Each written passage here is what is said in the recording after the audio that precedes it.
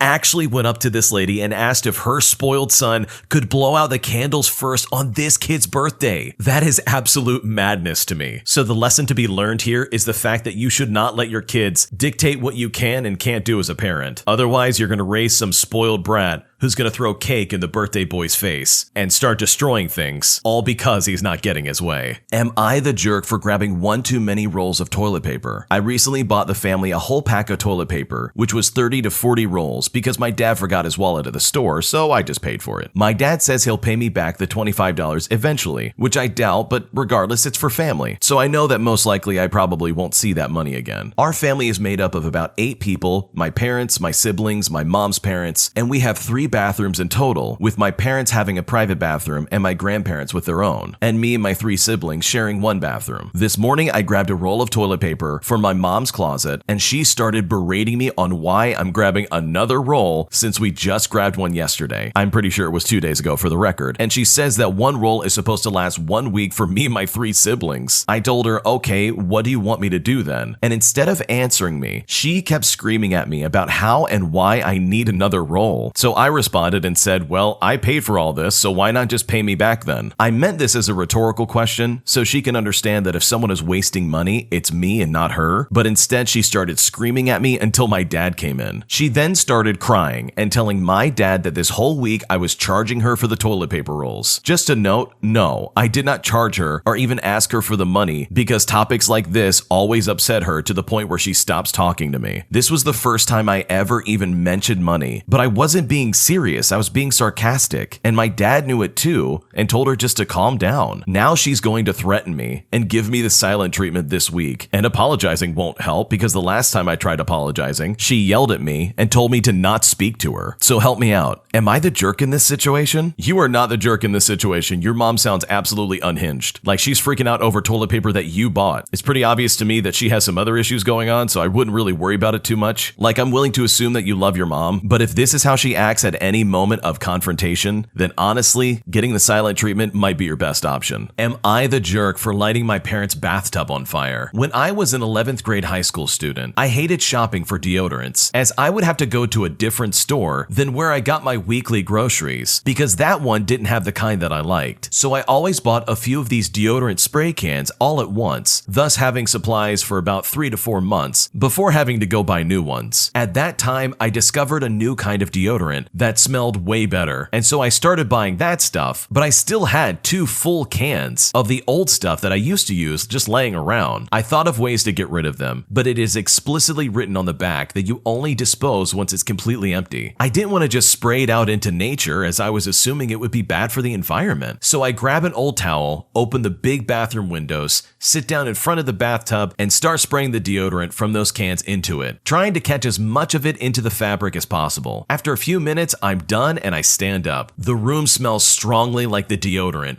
but it wasn't too bad as the towel did exactly what I hoped for, catching the brunt of the spray. That's when a thought pops into my mind. On the cans, they write that the stuff is flammable. Maybe I should test if I could light a short flame above the tub, like how they did with the small amounts of hydrogen after splitting water in our chemistry classes. I got curious and I grabbed a lighter from my room that I sometimes play with when I'm bored. I didn't expect much to happen. After all, most of the deodorant was going in the towel, and the rest probably vented out the window already, right? I flip the lighter as I stand in front of the bathtub, and a huge flame shoots up against the wall and the ceiling, and the room suddenly gets very hot, and my first reaction is to flee into the hallway and rip the door shut behind me. I stand there for a half a second, realizing what just happened, and started panicking. Then I rush to grab a bucket, I filled it up with a bit of water in the kitchen, and I run back to the bathroom. The fire is still burning, but as most of the gas burned away in a few seconds, the fire died down quite a bit. I throw the water into the bathtub, grab the water hose from the shower cabin next to it, and start showering the entire bathtub with water. I fully extinguish the fire, and with my nerves blank, I call my mother on the phone, as they are thankfully not at home when this happened. Now, it's important to know that we had drywalls, as we lived in a renovated attic of a multifamily house. With that in consideration, I was really lucky that they did not catch fire, and that all you could really see were some black marks on the wall. I burned the towel in the bathtub, the edge of the cabinet next next to the bathtub, as well as various items on top of it, like toothbrushes and another towel. Fortunately, I had already taken out the empty cans with me when I left to grab the lighter. Otherwise, things probably would have been a lot worse. I also burned a bit of my hair, my eyebrows, my arm hair, as well as the bathrobe that I was wearing. Because of this incident, I switched to roll-on deodorant, not just because I made a fireball in the bathroom, but also because it's better for my skin. So now I'm stuck with 3.5 cans of old deodorant, as well as an almost 6-pack of newer cans, just sitting around my apartment. Either they're gonna take me out at one point, or I stick with them for the rest of my life. I didn't tell my family or friends what happened back then. Even now, only 1 or 2 of my sisters and a couple of very close friends actually know about what happened. The rest of my family, especially my mother and my stepfather, never knew the full story. I made up some ridiculous lie saying that the sun had self-ignited it somehow, and that basically all they needed to know was that I was trying to get rid of the cans of deodorant and I sprayed just a little bit too much in the bathroom, thus causing the accident. I just conveniently left out the part where I brought in a lighter to the equation. The only person to actually get to know the entire story was my therapist, which I consulted at the time, who thankfully had a good sense of humor about it, and we both had a good laugh. Had I told anyone else what actually happened back then, they might have sent me to a clinic, assuming I was actively trying to burn my house down or try and hurt somebody. Thankfully though, I've moved past that situation and will never let something like that ever happen again. That's a crazy story because I've been in that situation. I think anybody who's been in a high school locker room knows that axe plus a lighter equals a flamethrower. Only this guy decided to just make a fireball like he's playing Dungeons and Dragons. Really scary stuff. I'm glad he didn't burn his house down, and he came out of the situation still having a place to live and a roof over his head, which with all things considered is a pretty good exchange if you ask me. My girlfriend wants literally every second of my time, and I don't know what to do about it. My girlfriend always tells me that she wants to cuddle and seems to always feel like we never spend enough time together, but this just simply is not true. For example, if I ever need to try and get up and go study or draw or something, I will get a passive-aggressive response like, "Okay, whatever." Today it escalated into me getting yelled at when I told her I wanted to go finish scraping wallpaper while she slept, and she ended up telling me she wants to break up with me. Also, it literally feels like sometimes she will find the smallest thing to be upset about, whether it was a joke I made or something I said or did 5 years ago, and this is also something that I've apologized for, mind you, and while I get that it doesn't make a difference, I don't hold her to the same kind of standard. The relationship I am in feels like borderline abusive, and I feel like I'm an emotional punching bag. I feel like I've lost so much time and feel I have no time to improve my skills or learn anything new. She just wants to sit on the couch all day and sleep, and I begrudgingly sit there for her 16 hours a day while she sleeps, being extra careful not to wake her up, as that would result in being called different names for trying to get up and go do something, or if I get up, she'll just straight up yell at me. Day in and day out, it feels like her emotional needs are never ending and I have nothing left to give. It feels like I am constantly trying to save a sinking boat with a 5-gallon bucket, and making the bucket bigger hasn't helped, all while enduring endless verbal abuse, being told I am incompetent, being called stupid, told that I act like a child,